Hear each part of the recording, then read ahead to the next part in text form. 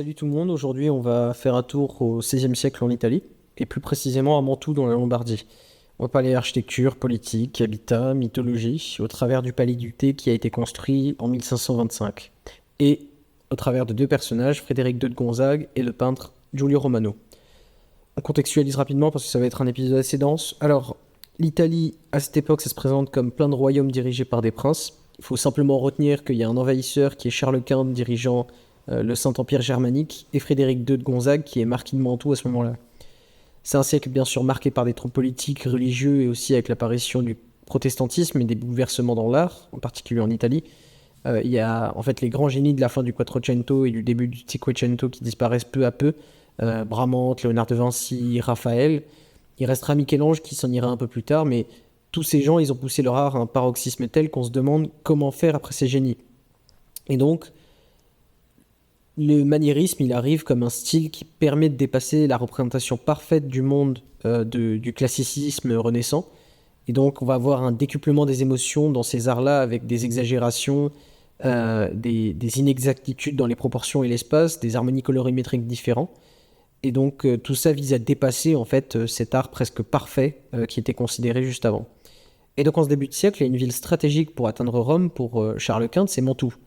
Et c'est pour ça que l'un des personnages principaux, Frédéric II, à ce moment, marquis de Mantoue, il ne va pas hésiter à faire une alliance avec Charles Quint, déjà pour pas se faire écraser, mais aussi pour tirer son épingle du jeu et être élevé au rang de duc en 1530.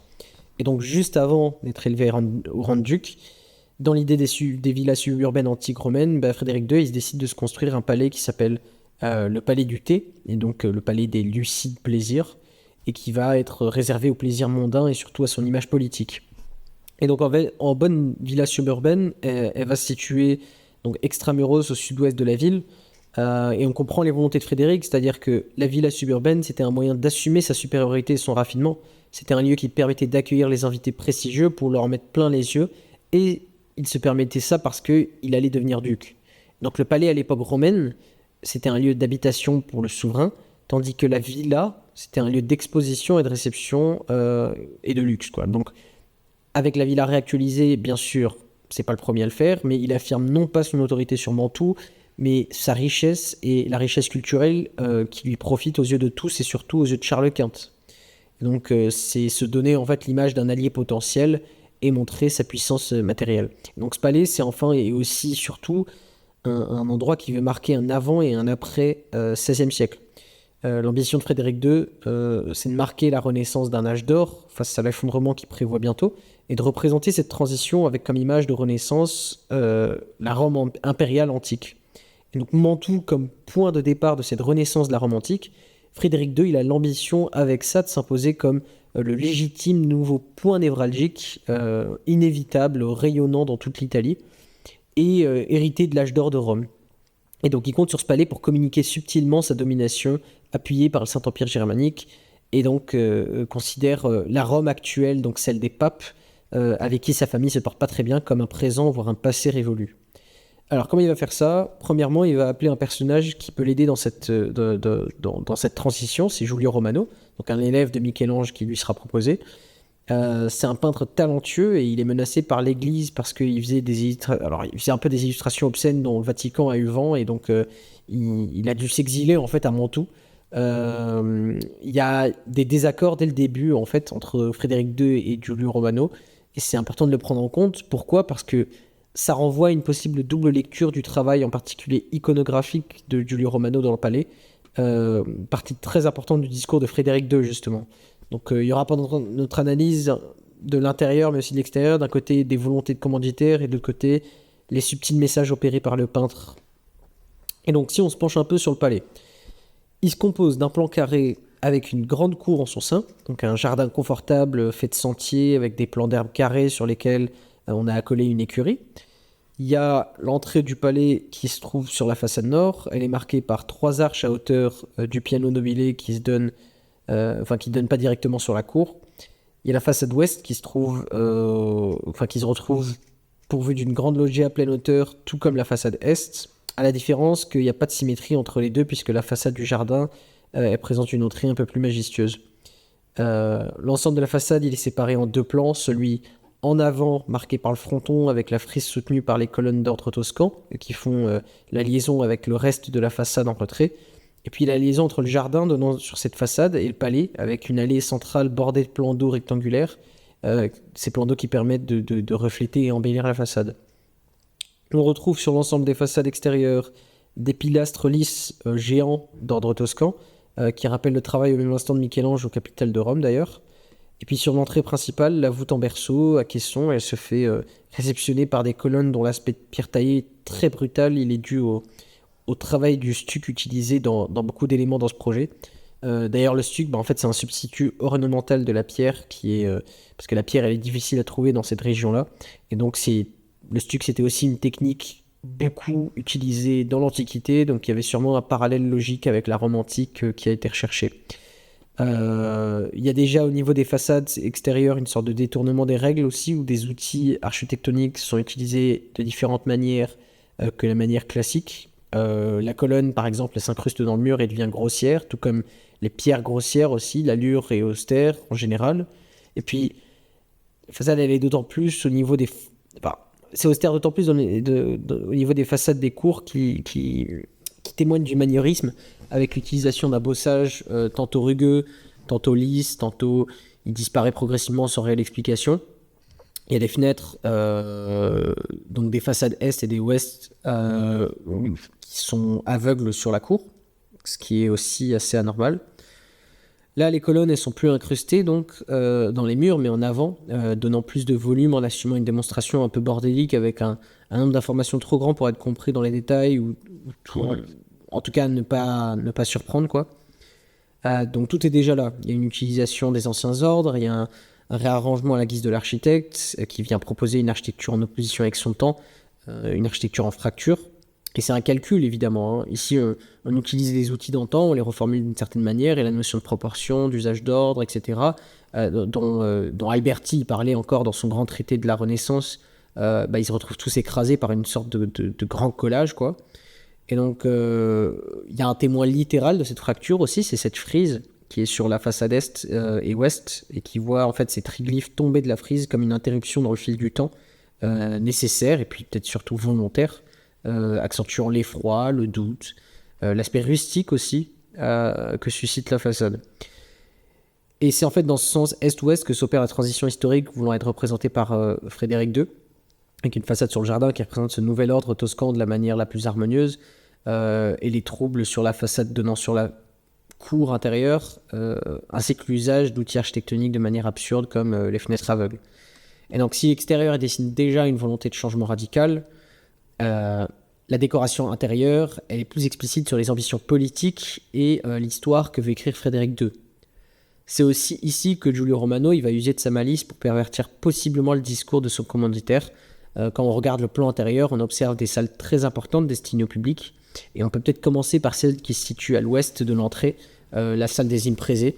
Donc on retrouve ici donc l'impresa de multiples fois sur une frise murale en hauteur, et donc l'impresa ça représente le programme moral du porteur à qui elle est attribuée. Donc elle est associée à une devise, ici ce qui lui manque me tourmente, et une figure, ici celle du lézard. Et tout ça accompagné des écussons de la famille Gonzague, ainsi que de l'aigle qui représente cette fois Charles Quint et le Saint-Empire germanique, synonyme d'alliance et d'allégeance. Mais sur la frise, ils accompagnent ça d'une image de l'Olympe qui est associée à la notion de foi, forcément, et qui signifie la foi qui anime la famille, et c'est ce rapport mythologique qui sera le fil conducteur d'ailleurs des prochaines salles et de toutes les significations qui l'accompagnent. On peut commencer par la salle des psychés, donc qui est la seconde pièce après la salle des chevaux, préparée pour la réception de son titre de duc d'ailleurs. On a une salle des psychés dans le coin de l'aile nord, donc qui représente les plaisirs. Il y a des représentations de grands banquets, des signes évoquant une mythologie comme l'homme qui nous fait face à l'entrée au-dessus de la cheminée, en fait, qui est Polyphémus. C'était un cyclope dans l'antiquité grecque. Et lui, il tient dans sa main droite sa flûte de Pan. Et le personnage, il n'est pas utilisé par hasard, puisque en fait, son nom, il veut littéralement dire « dont on parle beaucoup » ou « le renommé ». Donc, ce qui veut illustrer l'image que Frédéric II veut se donner, c'est d'un futur duc reconnu et célèbre, d'autant plus qu'en fait, il y a son nom qui est écrit au-dessus de la massue que le personnage tient de sa main gauche, D'ailleurs, celui qui vient sûrement rappeler le héros mythologique Hercule. Il y a la seconde salle qui est sûrement la plus impressionnante et signifiante et qui se trouve au niveau de l'aile sud-est, c'est la salle des géants. Donc on y trouve une fresque monumentale qui occupe toute la surface qui nous entoure, excepté le sol, ce qui occulte même l'idée de différentes parois en fait, parce que c'est vraiment un dessin total sur toutes les parois.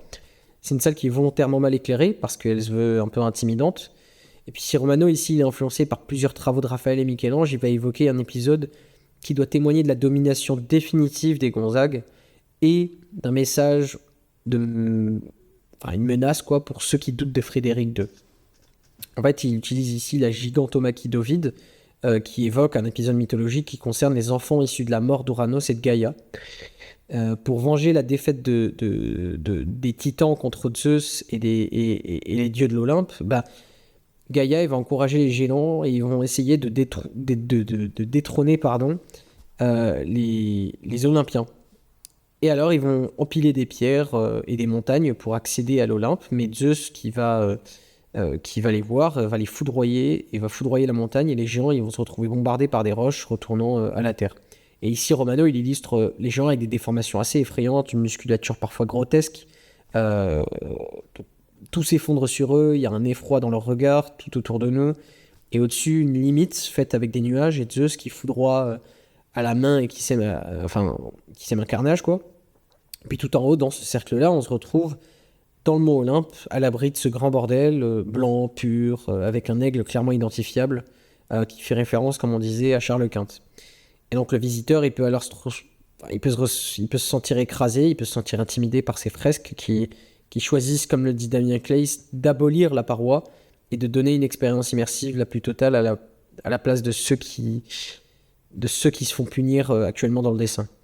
Et c'est pas pour rien, en fait, on veut clairement montrer que Frédéric II et que l'alliance avec Charles Quint est obligatoire et que le nouveau règne il va commencer, qu'il n'y a pas d'autre choix que de s'allier avec eux, qu'il ne faut surtout pas chercher à se rebeller à l'image des géants, sous peine de se faire terrasser. Là où il y a une possible interprétation imaginable, c'est dans la gestion des plans et l'absurde apporté par Romano dans ce dessin. En fait, c'est tellement effrayant, tellement difforme, que ça en devient une parodie. L'usage des différents plans, avec d'un côté les géants très proches de nous et les Olympiens si loin et bien proportionnés, nous rappelant... ça nous rappelle que c'est qu'une fiction en fait. C'est-à-dire que Romano il joue possiblement de la commande avec subtilité et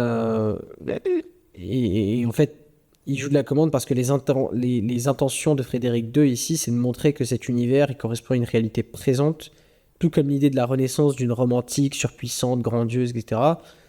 Tout ça Romano en fait il dit que ça serait qu'une fiction et qu'il n'a rien de concret, c'est ridicule, c'est caricaturé.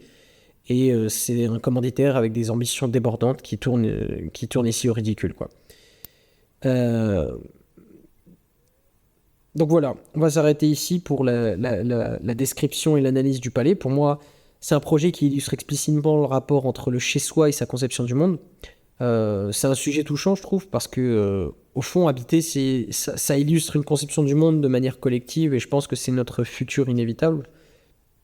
Le palais du thé, il illustre un idéal bourgeois renaissant à l'époque, celui de la puissance et des plaisirs qui trouve lieu en dehors de la ville.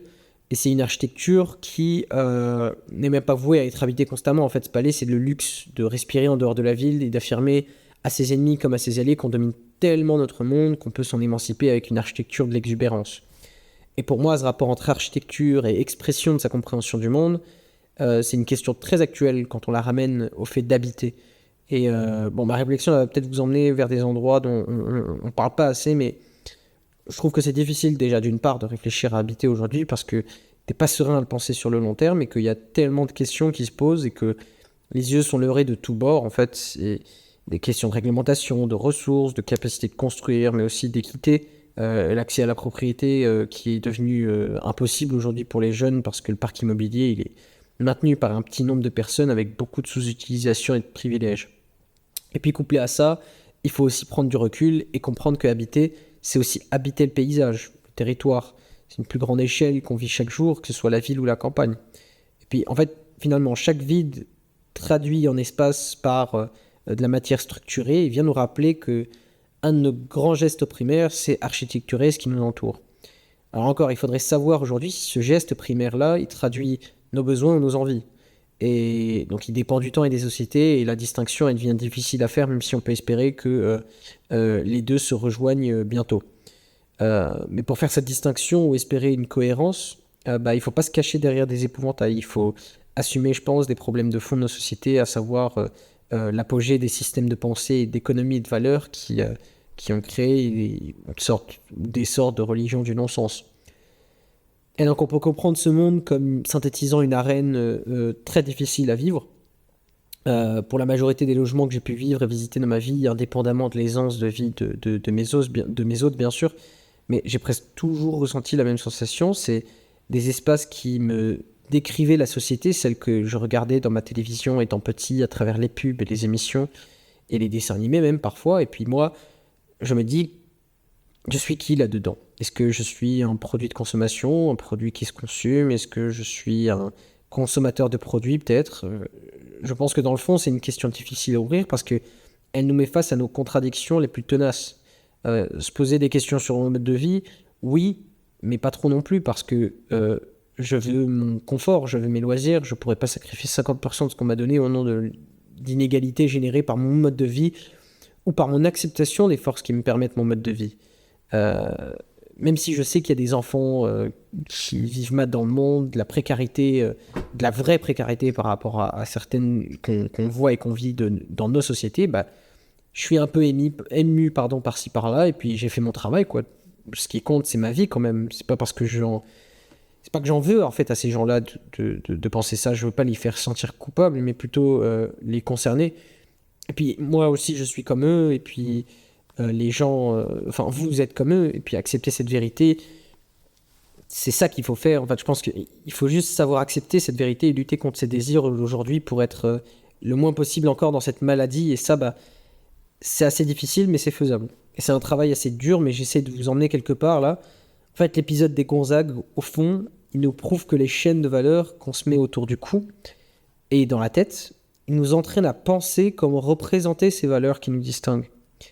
Comme si ça nous semblait nécessaire, on représente ces valeurs parce qu'il fait notre identité devant la société selon un groupe, à travers nos foyers respectifs, comme d'autres biens qui nous caractérisent en tant qu'individus. Alors le foyer d'ailleurs, c'est un mot important, je dois une première définition du mot foyer à mes lectures de Silence et Lumière, où Louis Kahn, donc architecte américain assez connu, il explique la différence entre le principe formel et l'objet. Une maison, ça désigne une formalisation de la maison, qui est le principe formel. Donc la maison, en fait, le principe formel, il a ni dimension ni forme. Et puis le foyer, c'est la maison indissociée de ses habitants. Et donc le foyer, c'est ma maison, plus moi, plus ma famille, plus mes amis, plus ses souvenirs, en fait. Et la représentation de nos valeurs jusqu'à notre chez nous, il y a un dilemme qui se joue entre la société et l'individu, mais aussi entre acquis et héréditaire.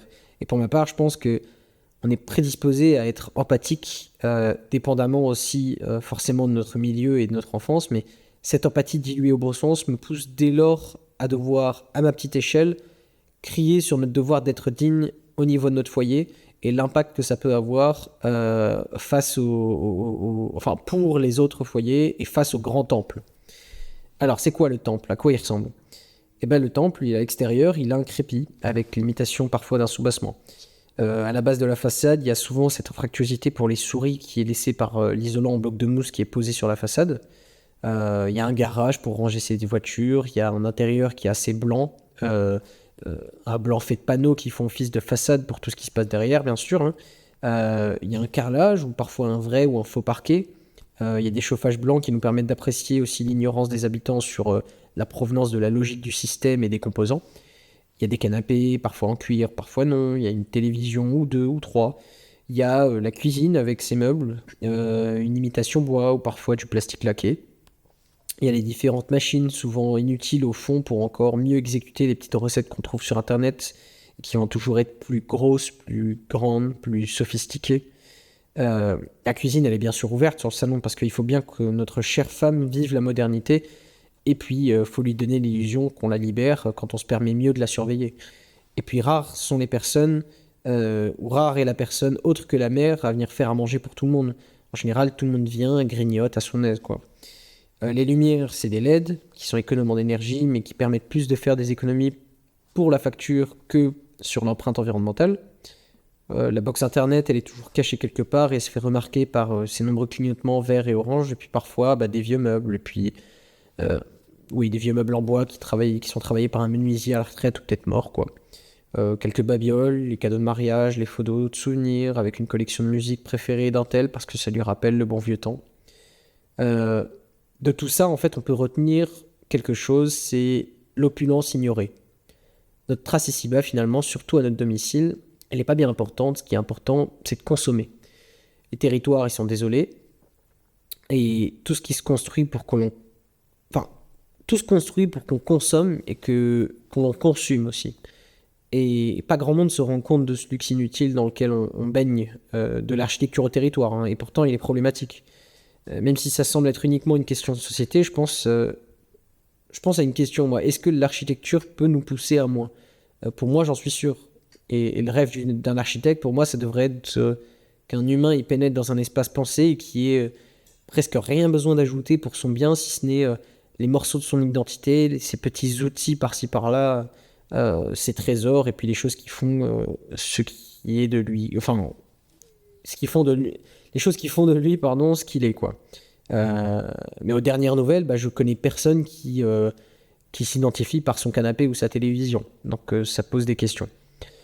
Aussi, l'espace, il parle pas de notre trace ici-bas, et pourtant ça semble être un devoir humain de faire trace. Par définition, l'architecture est fait trace, qu'on fasse du neuf ou non, et enfin, ouais, qu'on fasse du neuf ou qu'on rénove, ou qu'on soit nomade ou sédentaire d'ailleurs. Et puis, pourtant, cette trace d'humanité qui nous préserve, qui préserve notre dignité, elle a pour moi glissé aujourd'hui sans qu'on puisse toujours la rattraper. Non, ici, on vénère le temple. On vénère le temple, lui seul compte, dans nos esprits et dans nos vies, quoi. Et justement, ces lieux aujourd'hui, il faut se souvenir qu'ils ne doivent pas servir à célébrer un rêve qui sera bientôt révolu, ce rêve du temple. Un rêve de consommation excessive, de production exponentielle, d'usure aussi, celle du monde d'un côté, mais plus grave et inconnue aux yeux de tous, je pense, l'usure monétaire. Et du haut de ma jeunesse, je pense déjà dire que l'architecture, celle qui sert avec une générosité folle et résiste plus encore que des normes environnementales, c'est une architecture qui nous permet de nous rappeler le sens de notre court passage ici-bas. La raison, la vérité, la beauté, l'architecture, ça a selon moi débuté sa grandeur à travers le fait religieux et donc spirituel. Et dans la puérilité du XXIe siècle, je pense que ça sera la tâche fondamentale de l'architecte de faire ce travail s'il veut pas se voir être coupable d'être inutile en fait. L'architecture, elle devra saisir avec humilité l'essence de ce qu'on pourrait dire, allez, de ce qu'est le désir du besoin et non plus du besoin des désirs. Et pas tomber dans le piège de la splendeur, parce qu'en fait la réussite et la richesse, ça se trouvera dans le sacré qu'on aura réussi à transmettre, indépendamment de la religion, hein. Je parle plutôt du fait sacré et de la sagesse que ça inspire, quoi. Et donc le défi il est de taille, quoi. Il s'agira pas seulement de s'arrêter aux institutions, parce que j'ai l'impression que pour la première fois de l'histoire, mais c'est très personnel, l'institution elle s'est immiscée au plus profond du privé, et par nécessité tant que par opportunité, on a l'occasion, nous, de soutenir une élévation commune dans tous ses sens, en tout cas je l'espère, quoi. Je le sens, donc ça en vaut la peine de méditer là-dessus et de chercher à saisir cette belle histoire possible d'un paysage vécu avec plus d'intelligence. Faut s'inviter à comprendre aussi l'importance de faire trace. Il faut le cultiver pour que l'architecture vive, parce que c'est un service donnant-donnant entre nous et l'architecte, entre nous et l'architecture, pardon. Et puis la mémoire, ça se cultive aussi par l'usage et par la dignité, comment dire, par la dignité du passage ici-bas qu'on permet à tous les êtres humains. Les Gonzague, ils nous diront que c'est exprimer puissance à travers une architecture raffinée en rupture avec son temps. Peut-être que pour moi, c'est savoir inculquer à moi-même et à mes proches qu'on n'a pas besoin de tout ça pour s'élever et vivre en communauté. Alors vous comprenez, faire trace, ça demande des efforts et de la remise en question de nos acquis et surtout de notre confort d'aujourd'hui, où c'est facile de s'endormir, même si parfois aussi faire trace, c'est aussi ne rien faire et accepter que le monde avance sans qu'on l'altère. Mais il sera alors jamais question d'un semblant d'authenticité ridiculement idéalisé, c'est plutôt de quoi faire commun et se sentir exister plus encore là où le sens du monde a déjà échappé au commun et à la raison. Voilà, finalement, les traces qu'on fait sur la Terre, on les entretient par la mémoire face à la seule chose qui unit le vivant et l'inerte, et d'ailleurs aussi le visible et l'invisible, bah, c'est le temps. Et puis pour les gens doués de clairvoyance, je pense que le temps rend le temple dont on parle assez insignifiant. Merci d'avoir écouté cet épisode, ça faisait longtemps, je vais reprendre de manière plus régulière et sérieuse, histoire d'approfondir mes connaissances. N'hésitez pas à faire des retours sur le sujet et à très vite.